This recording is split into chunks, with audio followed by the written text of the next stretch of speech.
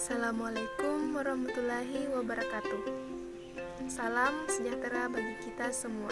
Perkenalkan, kami dari kelompok 6, mahasiswa dari Universitas Negeri Makassar, program studi Pendidikan Teknik Informatika dan Komputer. Kali ini, kami akan mempersembahkan sebuah video presentasi dari kelompok kami mengenai membaca kritis untuk menulis. Sebelum itu, saya akan perkenalkan anggota dari kelompok kami. Perkenalkan, nama saya Mar'atus Salihah. Perkenalkan, nama saya Putri Salasile Susanto. Perkenalkan, nama saya Nur Anissa. Saya Ivan Fadila Akram. Saya Muhammad Auludin ZA. Perkenalkan, nama saya Muhammad Al-Faris Busra.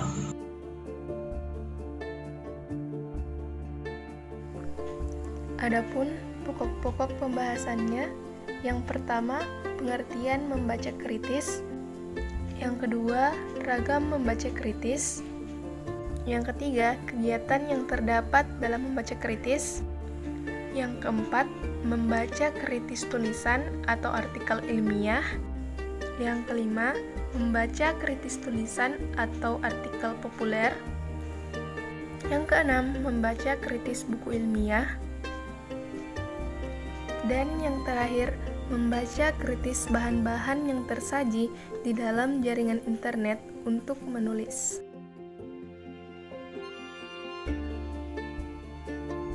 Membaca kritis adalah aktivitas membaca yang ditempuh secara bijak, mendalam, evaluatif, serta analisis, dan bukan sekedar mencari-cari kesalahan isi atau pilihan kata dalam objek kajian.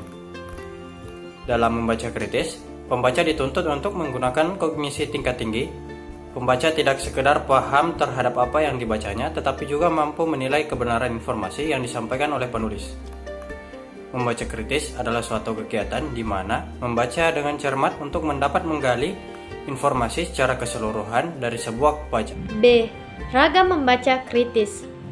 Ada berbagai ragam membaca kritis tergantung pada jenis informasi apa yang kita inginkan. Ada 3, yaitu 1. Membaca cepat atau sekilas untuk mencari topik. 2. Membaca cepat untuk informasi khusus. 3. Membaca teliti untuk informasi rinci. Yang akan saya bahas yang pertama yaitu membaca cepat atau sekilas untuk mencari topik. Kadang-kadang kita membaca bukan hanya untuk mencari informasi yang rinci. Kita hanya ingin mengetahui secara umum apa yang dibicarakan dalam tulisan yang kita baca. Dalam hal ini, kita tidak perlu memfokuskan perhatian kita pada bagian-bagian tertentu. Kita bisa membaca tulisan dengan cepat secara sekilas dari awal hingga akhir.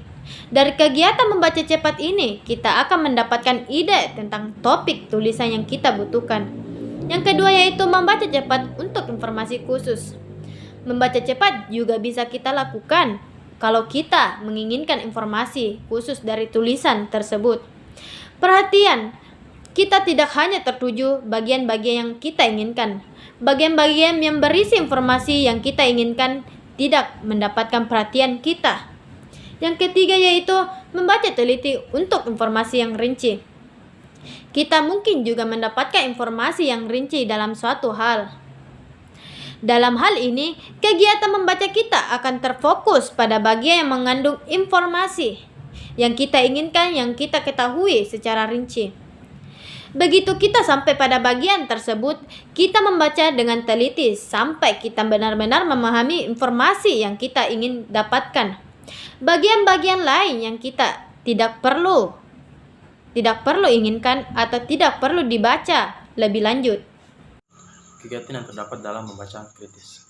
Nah, ada 3 kegiatan yang terdapat dalam membaca kritis. Yang pertama, membaca dengan berpikir. Tujuan pembaca dengan cara berpikir ini supaya pembaca dapat menentukan batasan-batasan dari persoalan atau fakta yang dikemukakan oleh pengarang. 2. Membaca dengan menganalisis merupakan kunci membaca kritis. Nah, dengan menganalisis, pembaca dapat mengetahui apakah gagasan atau fakta-fakta yang dikemukakan pengarang sungguh disokong oleh detail-detail yang diberikannya atau tidak. 3. Membaca dengan penilaian. Pembaca harus sanggup menentukan apakah fakta yang dibacanya ada hubungannya satu dengan yang lainnya, Atau mungkin pembaca menemukan dua atau lebih fakta yang seharusnya dipandang sebagai fakta yang terpisah. Karakteristik membaca kritis. Ada beberapa kemampuan berpikir dan bersikap secara kritis.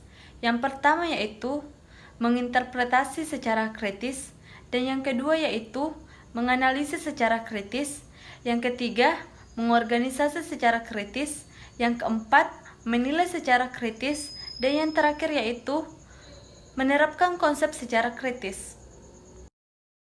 F. Membaca kritis tulisan atau artikel ilmiah. Hal yang mungkin diperhatikan dalam membaca tulisan atau artikel ilmiah itu yang ada 6, yaitu 1. Menggali tesis atau pernyataan masalah. 2. Meringkas butir-butir penting setiap artikel. 3. Memahami konsep-konsep penting pandangan ahli, hasil penelitian, dan teori. 4. Menentukan bagian yang akan dikutip. 5. Menentukan implikasi dari bagian atau sumber yang dikutip. 6. Menentukan posisi penulis sebagai pengutip. Tulisan yang kita buat dapat memanfaatkan informasi dari tulisan atau artikel populer.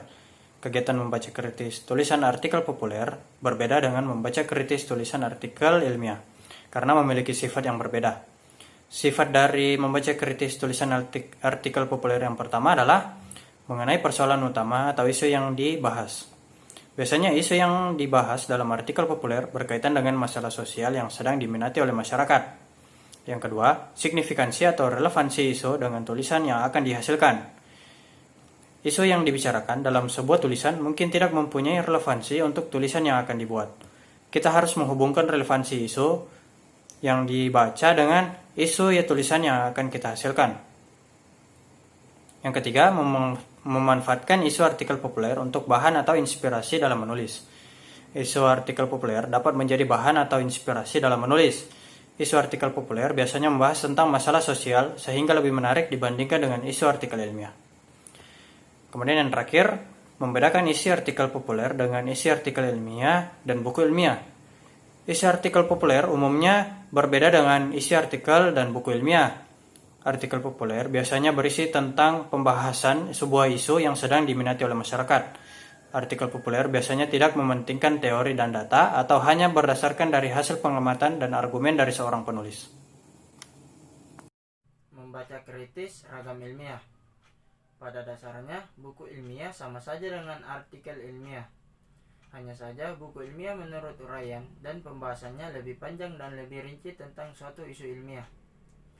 Adapun hal-hal yang perlu kita perhatikan dalam membaca buku ilmiah. Yang pertama, yaitu memanfaatkan indeks untuk menemukan konsep penting. Di dalam buku ilmiah, biasanya terdapat indeks yang berisi kata-kata yang mengacu pada konsep-konsep yang dianggap penting.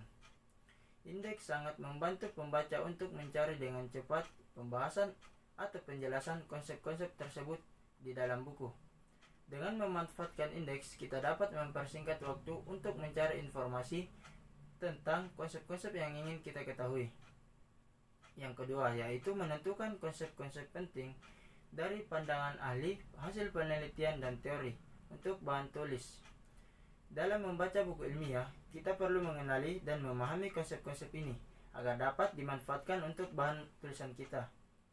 Pengenalan dan pemahaman konsep-konsep yang penting ini juga akan menambah kedalaman dan kekritisan tulisan. Yang ketiga, yaitu menentukan dan menandai bagian-bagian yang dikutip. Karena sebuah buku memuat uraian yang sangat panjang, maka kita perlu menentukan dan menandai bagian-bagian yang dianggap penting dalam tulisan kita. Bagian-bagian ini mungkin akan diacu dan dikutip di dalam tulisan kita. Yang keempat, yaitu menentukan implikasi dari bagan atau sumber yang dikutip. Tulisan yang dikutip harus dipertimbangkan secara matang mengenai implikasinya. Kalau secara kebetulan mengutip pendapat orang lain dan bertolak belakang dengan pandangan kita, maka selaku penulis tentu perlu diberikan penjelasan yang tepat mengapa tulisan itu dikutip. Yang kelima, yaitu menentukan posisi penulis sebagai pengutip. Dalam mengutip pernyataan yang ada dalam sebuah artikel, kita perlu secara jelas meletakkan posisi kita. Setiap pandangan yang dikutip, seseorang yang menggunakan kutipan itu dalam tulisannya perlu memberikan suatu kesimpulan dan pendapat sendiri mengenai konsep yang ditawarkan. D. Untuk menemukan gagasan-gagasan penting, langkah-langkah yang harus dilakukan yaitu 1. Membaca bacaan secara keseluruhan. 2. Mencari letak pokok-pokok bacaan tersebut. 3. Menentukan apakah paragraf dalam bacaan tersebut bersifat deduktif atau induktif ataukah bersifat paragraf campuran. 4. Jika paragraf tersebut adalah paragraf deduktif, berarti gagasan utamanya berada di awal paragraf.